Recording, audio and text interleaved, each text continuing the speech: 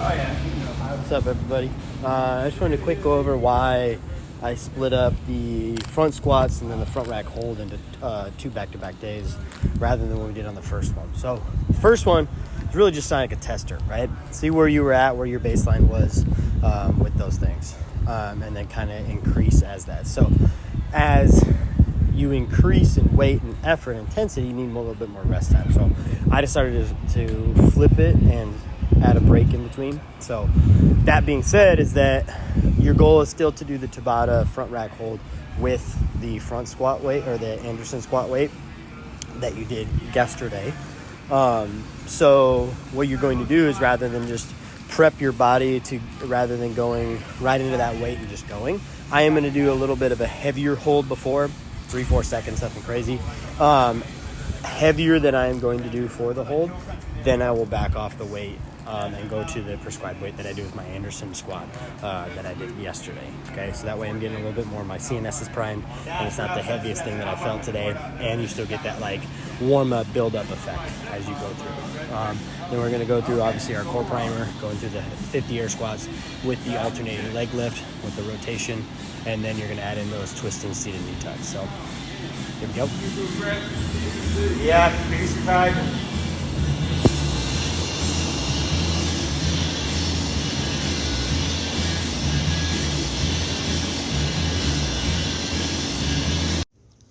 What's up, everybody? Going into this warm-up today. I like to interlock my fingers back behind my head when I do these. When I do any kind of like prisoner squat, really forces the upper back to stay more engaged, which is really going to transition and carry over to that front rack position.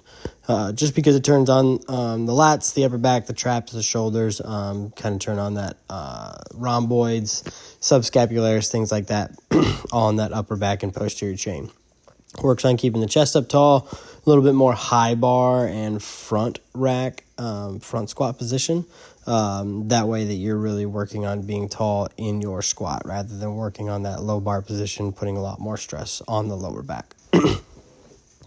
Sometimes it is not a bad thing. I can't even say sometimes. Most of the time, it is not a bad thing to go into a low bar squat. It just transfers over a little bit differently in some muscle groups, things like that. It actually ends up being a little bit more of an advantageous squat for most people.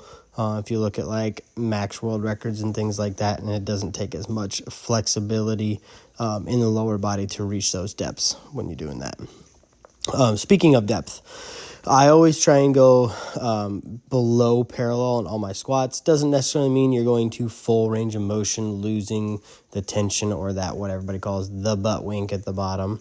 Butt wink isn't necessarily a bad thing as long as you can still keep tight in your core and lower back. But I digress. When I say that below parallel, I mean the top of the hip goes below the top of your knee. So if you have a little bit of a target you can put, box, maybe a couch, a chair, a ball, something like that you can squat down to and touch. That way you're always reaching that depth every single time and being consistent with that range of motion, teaching your body how deep you should be able to go. These coming up are a little bit more challenging than a bicycle crunch. Keeps your lower back up off the floor, which makes your lower abs and your hip flexors get engaged and targeted a little bit more than they typically would in a bicycle crunch. Range of motion isn't quite as long as the bicycle crunch, as long as you're pulling your knees all the way up towards your elbows. But with this one, there's a little bit more engagement, a little bit more of that compression, as if you're in the gymnastics world, that you would have that carryover. Compression strength. I want you to think about the distance from your shoulders to your knees and trying to close that gap as much as you can. Basically, that's what you're making your core work for in that front side. All the muscles you can see in the mirror, essentially. That way I'll try and really focus on and target. So that's why I threw these in today, especially with that rotational movement with the squats. Really warms up the core, warms up that more transverse and lateral movement. Not that these are specifically lateral moves, but it ends up being a movement pattern that we don't typically use on a day-to-day basis. Rotational stuff, maybe a little bit lateral, definitely not as much as you work in that front to back plane for most of us during our days. So just kind of turns the body on. You want to think about if you're trying to make a muscle group work harder, you have to do things you haven't done before.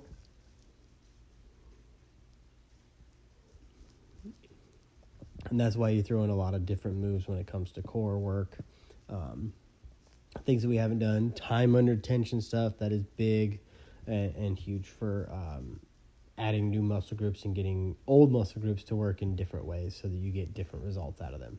And thus, you see all these different carryover movements that have a lot of function with them. When you get into these and these front squat holds today, the front rack holds, I like to warm up the front squat. You definitely don't have to, especially with going through a bunch of the squats and the lower body, but definitely warm up your front rack position. Don't just throw on that top weight and go for it. Give yourself a little bit of time for your CNS, your body to wake up, all those little muscle groups in there. That way you're not causing any injury or any overload. So don't just go from nothing to 300 pounds or whatever, even if that's the top set for you, not necessarily saying it's 300, but whatever your X number is, set yourself up and think about how you want to make the jumps to get to whatever X is for you. Maybe that's 10 pounds, maybe that's 20 pounds, maybe that's 50 pounds, whatever it might be, take your time to get there. Now, I know that a lot of people don't necessarily have access to heavy weights at home or anything like that.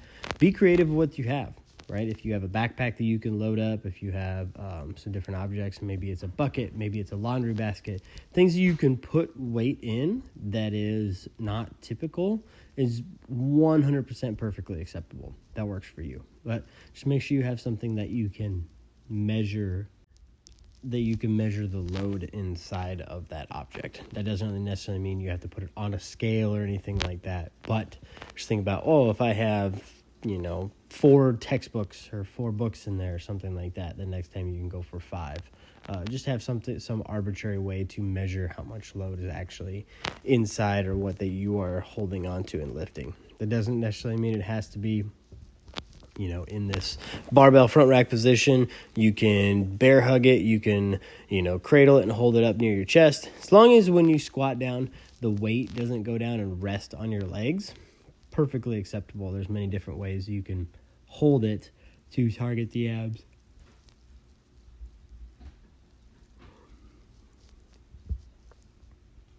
So you notice how I make these different jumps working up in the load here, taking my time. I do like to warm up, like I said, the front squat, maybe taking time in the bottom to warm these things up. Sitting in the bottom of the squat versus just sitting at the top makes a big difference. We can tell that when we do our Anderson squats and not just a regular front squat, because it makes you tighten up and engage a little bit more and in different ways to make your body essentially change and make those adaptations in your core and your upper back and your arms, your legs. All those things are connected. Just because it's a core program, it's more so, let's call it a torso program, right? Everything that's attached to in between your neck and all the way down to your hips. And it really even extends down below that. The quads, glutes, hamstrings, all those things do attach to hip flexors, lower abs, lower back, obliques. Everything is connected together when you're moving weights and getting everything connected like that. So you don't want to just work one side where you're just doing abs and you're not doing legs or you're not doing upper body. Those things all kind of add up. Now, obviously, as you know, being this far, predominantly it is all abs, and that's what we want to focus on. That is the main goal of this thing, to tone them up, train them in different ways to get results that you haven't necessarily seen before, because they're new movements, they're changed, they're different, they have different purpose to them. So that's why this is going. On this last set for me, I actually go to a weight that's over the prescribed amount of my front rack holds. That's not the heaviest thing that I will hang on to for the entire Tabata. Waking up my CNS, and then when I go back down to that weight, obviously that weight feels a little bit lighter, and the first couple rounds I'll be a little bit more engaged, a little bit more prepped for it. I mean, just a little overload principle of your CNS. That's something you can do on your own as long as you feel safe and comfortable with it.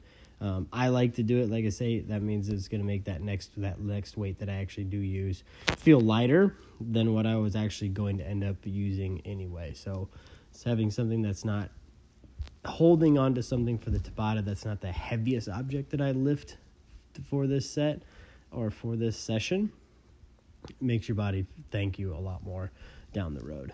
So setting up my weights here, getting into that Tabata. You guys know at this point in time what's going on. So just make sure you're keeping everything engaged, breathing deep, controlled breaths in your nose, out your mouth the best you can. Don't just take short little breaths. You'll hyperventilate. You won't be able to build up enough oxygen. Your head will get light and things will feel heavier towards the end. So just try and breathe very easily and as normally as you can, but you still want to keep tension. When you breathing deep and use your whole lungs. Don't just breathe through your chest, especially when you have weights that are pushing down on your chest and shoulders.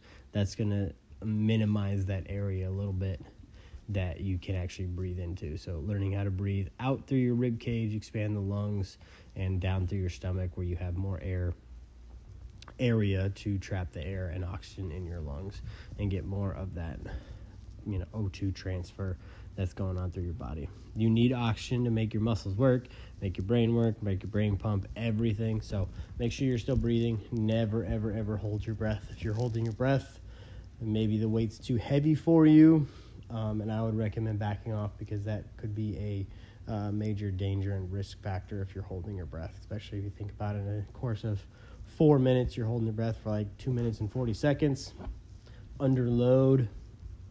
That's not something that's going to end up well for you in the end. So learn how to breathe properly while you brace. When you brace, think about you still pushing your lower back down towards the floor, back behind. Keep everything stacked together. Deep breath.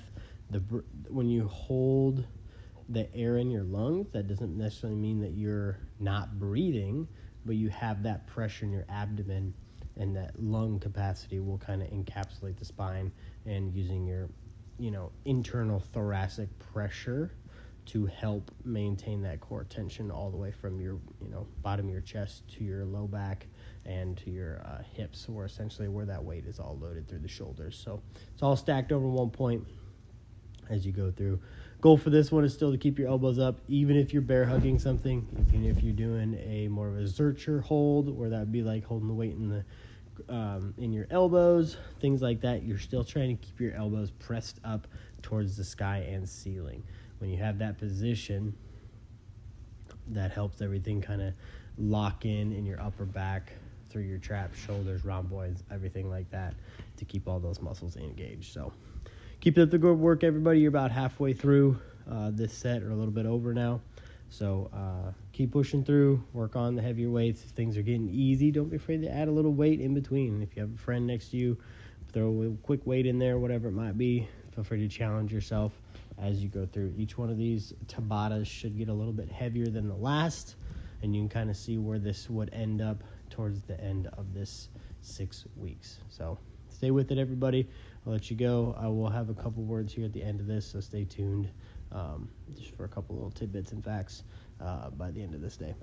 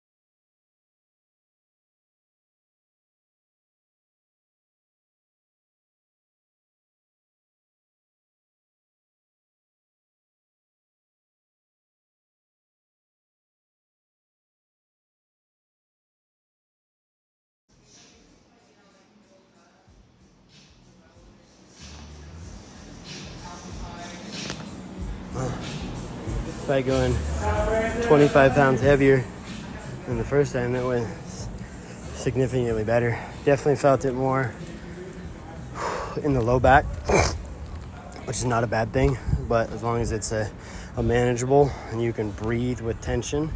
So I mean by that, you're constantly keeping air down around your stomach, which trying to fill up your lungs, which encapsulates the spine, which keeps everything stable. But then it definitely puts a lot of that pressure, not just on the skeletal structure, but on the muscular structure as well. Come through all the stabilizers and front, back, side, and then trying to keep the elbows through and shoulders up and staying engaged. You definitely feel lats, shoulders, arms start to go. But all that stuff is connected, right? It's anything between essentially your clavicle, which is your shoulder, collarbones, all the way down towards the base of the pelvis, right? Through the hips and attaching to the femurs. That's all part of the core. It's all attached. Glutes, low back. You know, everybody thinks that core and abs are what we want, everything you see in the mirror. Well, most of the time the actual strength relies behind in the posterior chain, in which you don't see in the mirror. Okay? When you think about everything behind is much more beneficial than stuff in front. Okay? Good work, everybody. Keep trying to improve, even if it's small, 1 to 2 pounds each time. Or let's say if on this one your Anderson squat went up like mine did considerably, feeling more fresh or recovered or whatever it might be, it just might be a better day for you. And you fail your front squat or your front rack hold, not a bad thing. Then you just try and do the same exact Anderson squat the next time you see this, and same exact set on your Tabata front rack holds. Say you only got 5-6 rounds today, see if you can try and make the 6 rounds a little bit better, and then try and get into that 7. Fail on 7, hey, that's still progress, right? Failure is not a bad thing. That just means you're pushing yourself to your absolute limit. Today, I was successful. Well, guess what? That means I need to go up, right? Try and make things a little bit cleaner, a little bit better, things like that. So, good work, everybody. Keep it up. I will see you on day 18.